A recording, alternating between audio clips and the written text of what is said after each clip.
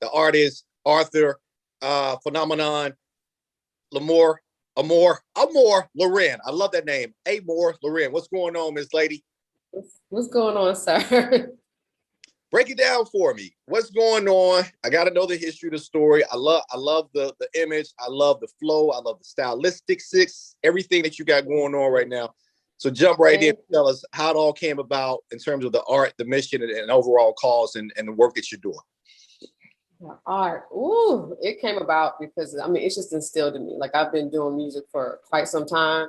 And through my trials and tribulations, I just felt like if I got to this point, why would I stop? Like, because the industry is not built for the weak. If I done went through all of this, I went through like deaths, the whole 9 yards. Why would I stop? So the art comes from my life experiences. Like you can't really convey a certain type of art if you have not experienced what you're conveying on record. So that's where like the art comes from, past experiences and my the depths of my soul. Number one. The name though, I know everyone has known me formerly being known as Godiva, but it all came from the stem of ownership. I wanted to own my name. I could never own Godiva. That was in too close of a proximity to Godiva Chocolatier. So it was like, okay, I have this business that has an evaluation of like millions of dollars, and I'm gonna sit there and not own it. That makes absolutely no sense.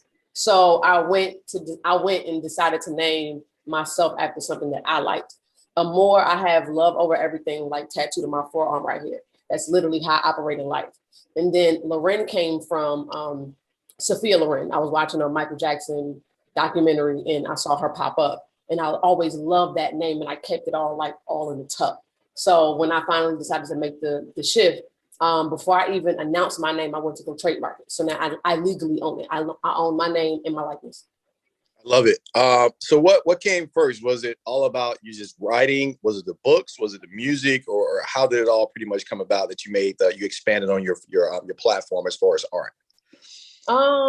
Actually, surprisingly, dancing came first.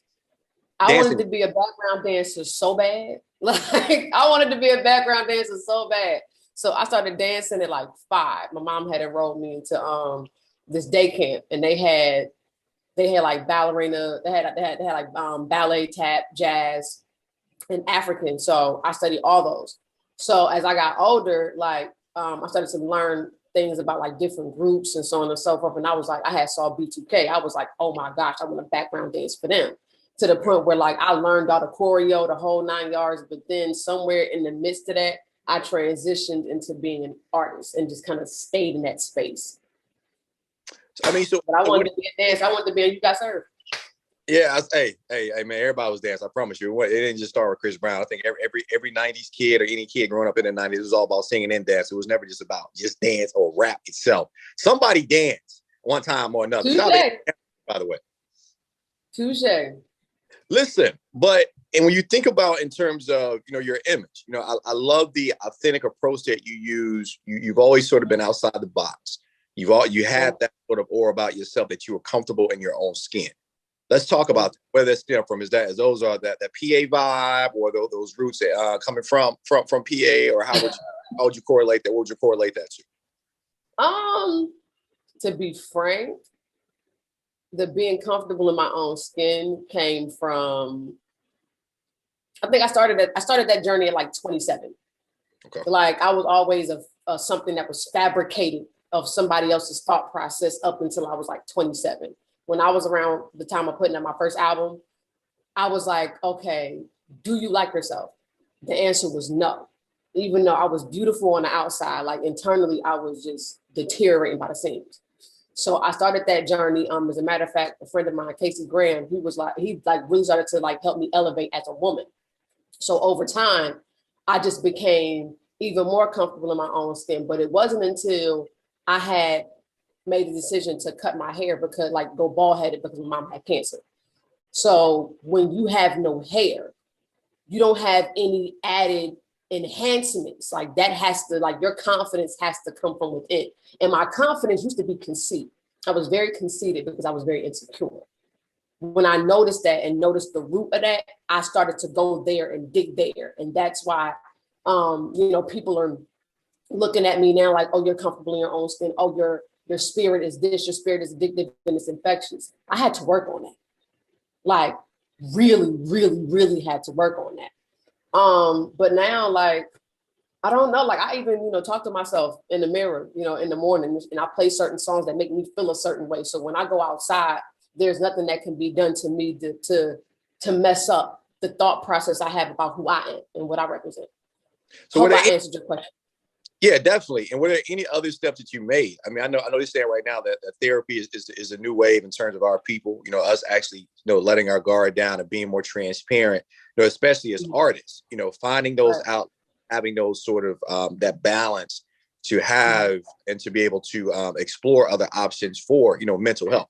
So did you ever find yourself in a space as you made that sort of that process and maybe voice of self-discovery? Absolutely. I started therapy actually at 13. This is why, where your children go to school at is so imperative. My 8th grade teacher, I think her name is Miss Rashida.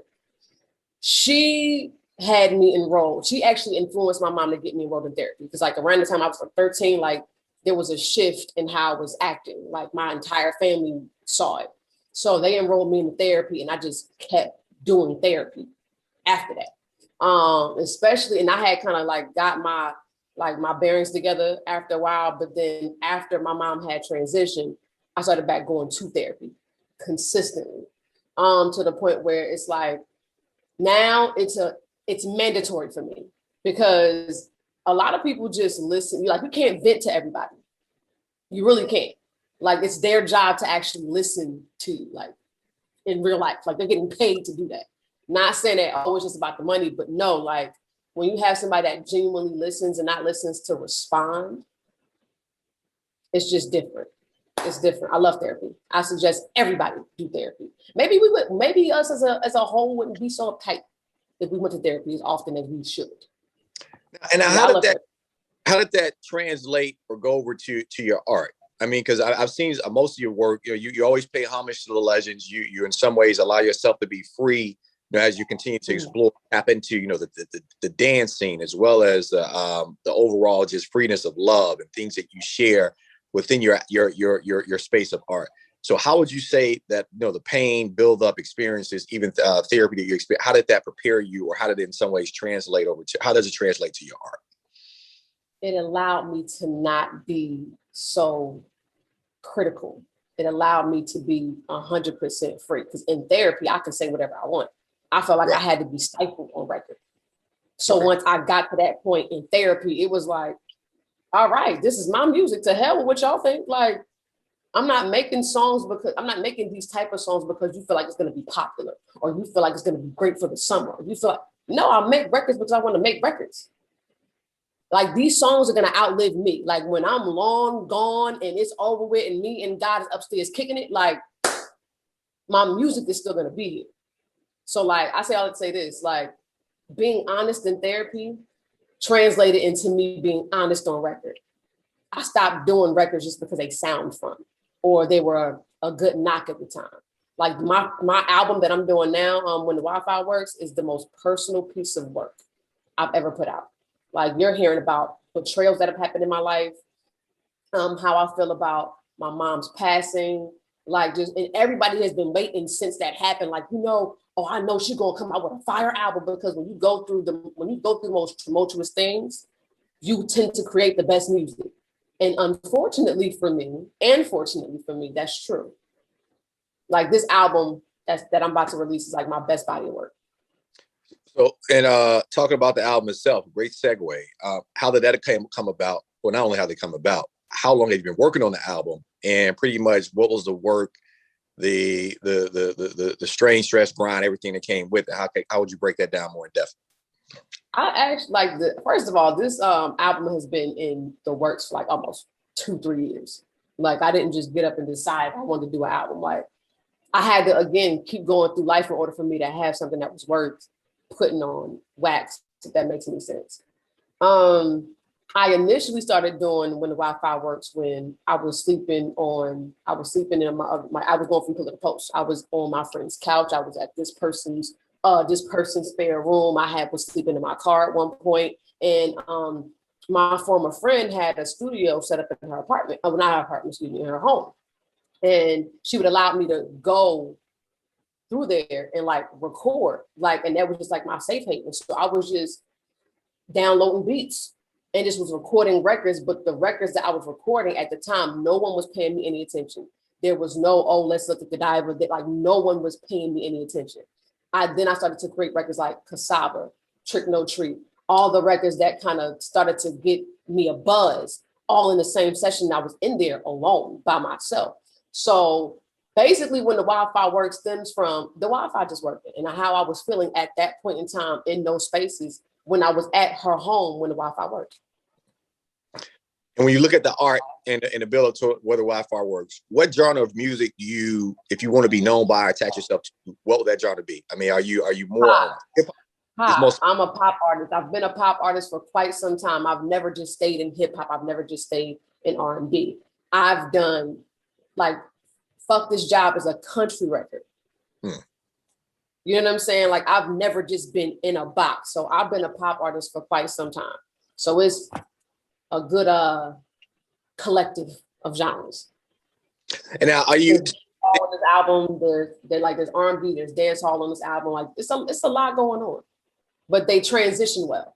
I love it. And what's your, I mean, so what is your message? I mean, when you look at, you know, if you had in some way sit down and have a room, have an audience that wants to hear exactly what they can expect from you or what you want people to know about you, what is that message? If you had to sum that up in terms of your art, your I guess your testimony, your overall belief as to who makes you who you are, but most importantly, how you're trying to impact those that follow you, as well as your fans and audience.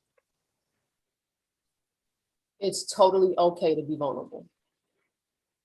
It's totally fine to be vulnerable. It is okay to ask for help. And literally, I know it sounds cliche, but your dream begins and ends with you. So like religiously, like to never give up. Because I could have been stopped. As a matter of fact, I ran into, shout out to Greg Williams, who was a phenomenal director. I've known him since I was a tyke. And he was like, you got this far, keep going. You made it this far, keep going. And it's just like, if I already have gotten to this point, I'm way further along than where I was when I started. Why stop? Like everything in this world that could possibly damage me has, but it didn't kill me. I'm living proof. Keep going. That's my message. Be vulnerable. It's okay to ask for help and keep going. And talk about the book. The only person that can stop your dream is you. I love it. Now talk about the book, because the book was something I didn't know too much about. I know in some ways, as you talked about it, two things. Let's talk about the book. How did the book come about? What was the message that you wanted to send around in the book? And I guess the artwork behind it as well. What did that stem from? What is really all about? There really wasn't too much thought. There wasn't there wasn't like a really in-depth thought behind the artwork. I just wanted something that was appealing to the eye, so that people would even have the fathom of the thought to even read it. The books that I came out with, one was about branding and one was about staging.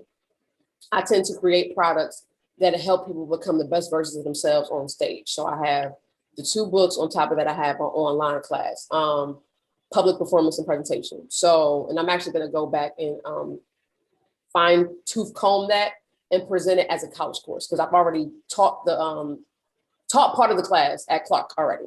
So I really just want to put things out to, like, for instance, let me scale back a little bit.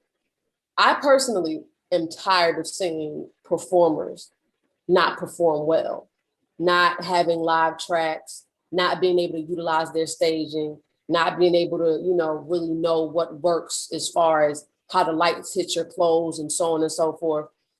Instead of complaining about it, I found a solution for it. I made the solution for it. That's literally all my products ever are.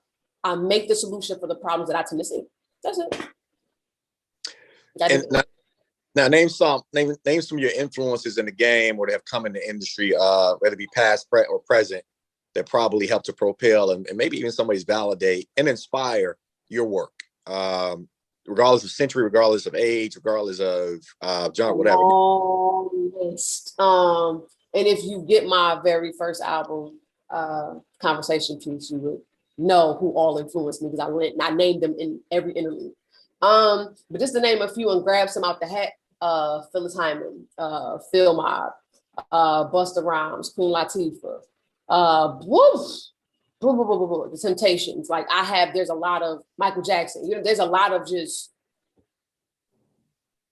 people that just influence me. I get influenced by like my taste in Benjamin Clementine. Like my taste in music is just real broad. Like I'll play some stuff in my house and you'd be like, girl, what is that? I'm a lover and I'm very appreciative of music in all facets. But just to name a few, those are the few that I could just kind of grab out of nowhere. So was those ever used as forms of therapy as well? When looking at the therapeutic approach that you took in terms of, other outlets or balances that you had to find ways to use or become effective, was music ever that source or resource, I should say? And if so, in what way, and who would you give the most credit to? Music is my therapist. If I had to give the most credit to, probably would have to be Floetry and Benjamin Clementine. Hands down. That's been the most therapeutic. Like Floetry's first album, like I have ran it through the ground. Like, yeah, Floetry was nice. To the point where the CD cracked. I think I may have gotten another copy. Like, loved Floetry's first album. And Benjamin Clementine has songs called like Nemesis and I Won't Complain and Condolences. Those are like, even Condolences is about, I'm giving my condolences to fear. Like, au revoir. Like I'm done with having all these stipulations about what I can and cannot do and who I can and cannot be in love with. I love that man's music. Love it. So I would have to give those two the most credit, if anything. And on the production side, did you see yourself, or do you see yourself maybe tapping into writing and production? The filmmaking, I know right now is a huge market for, I guess, testimonials, as well as people actually writing their truths out and putting in production or in the depiction of production. Could that be in the works maybe within the next 5 to 6 years, or do you see yourself tapping into that at all? I mean, look at Lisa Ray. I'm sorry, not Lisa Ray. What's my Insecure girl lady, a friend name who just signed that make right? Thank you, Issa Rae. Think about what she was able to do or parlay into in terms of taking the life experiences of, once again, dating or just real life and put that into production. Can you ever, or do you ever, or could you possibly see that being sort of an angle or avenue you can go in as well? Yes, 1,000 times yes. There is no cap on what I deserve. I'm shooting all my shots. So yes. Every box, every bucket. I love it. Give us some anybody out there we need to recognize, you want to shout out, be able to show mad love for, whether it's on the project or just even in your personal life in some ways that you want to recognize and shout out? First of all, in my personal life, shout out to my entire family. It's too many of y'all to name. I know I wouldn't have gotten here without y'all.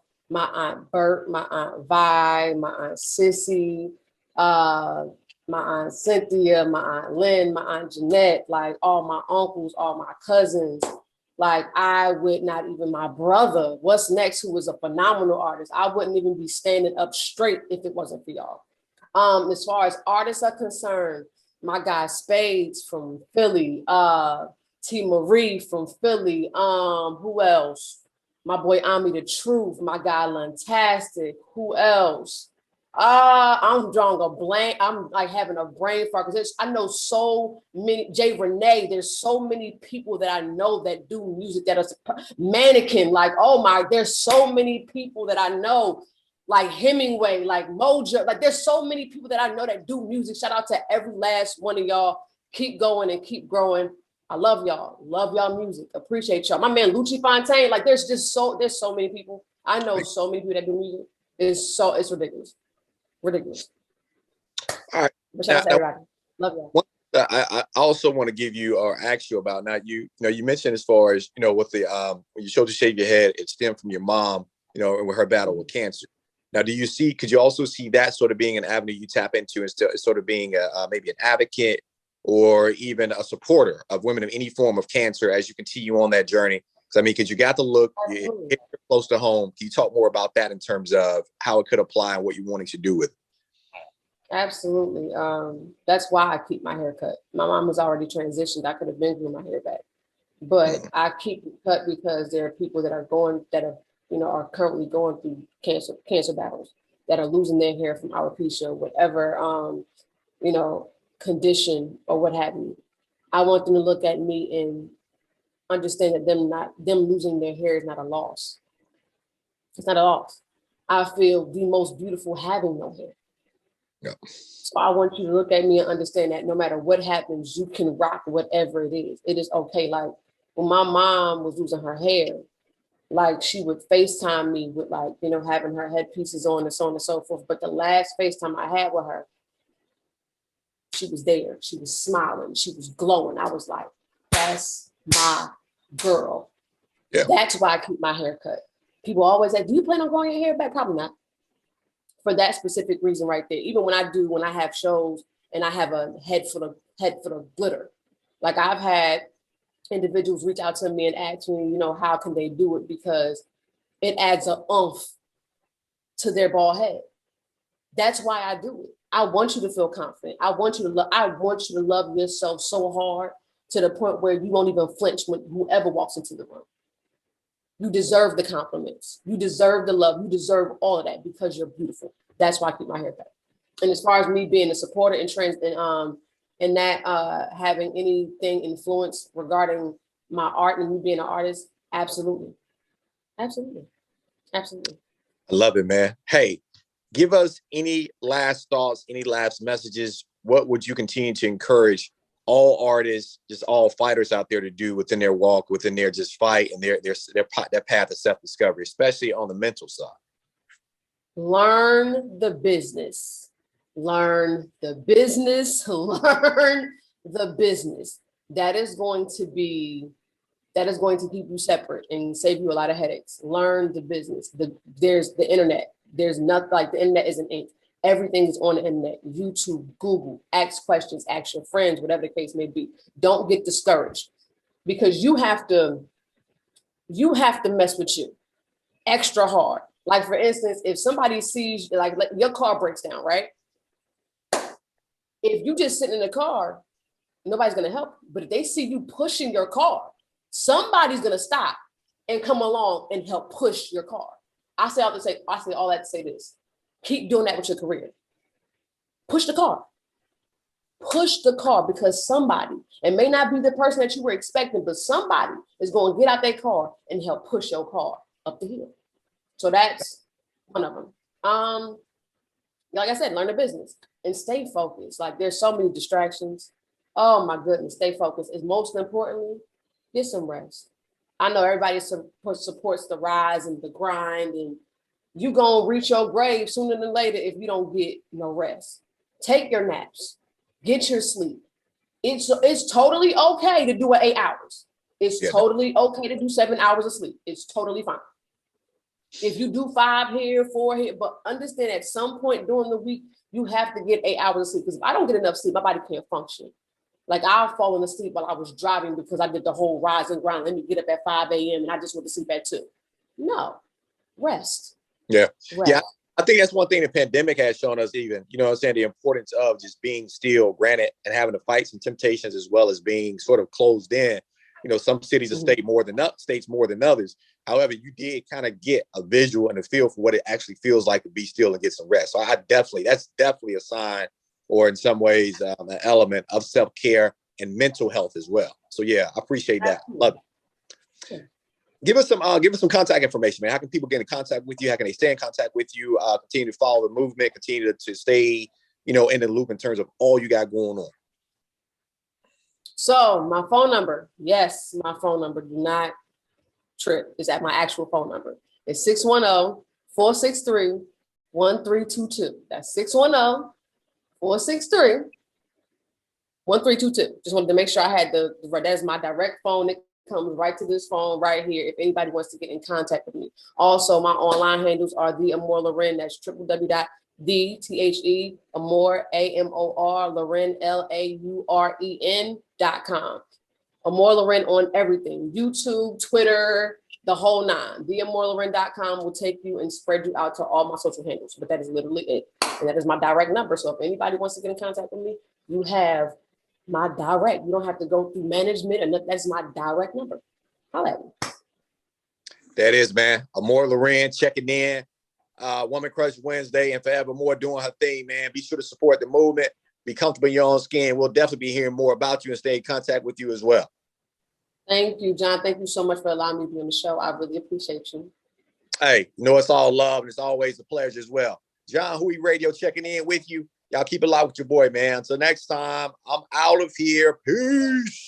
Music, interviews, podcasts, and so much more. John Huey Radio, next level.